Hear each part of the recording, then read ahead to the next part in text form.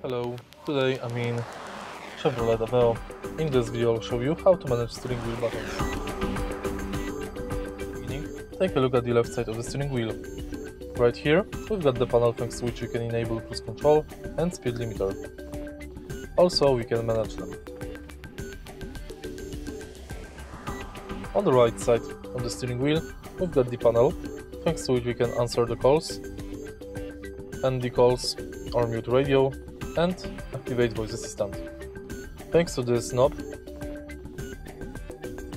we can change radio station, and if you press it, you will change radio source. Thanks to this button, you can increase or decrease radio volume. Of course, if you press right here, you will use horn. If you find this video helpful, please leave like, comment, and subscribe.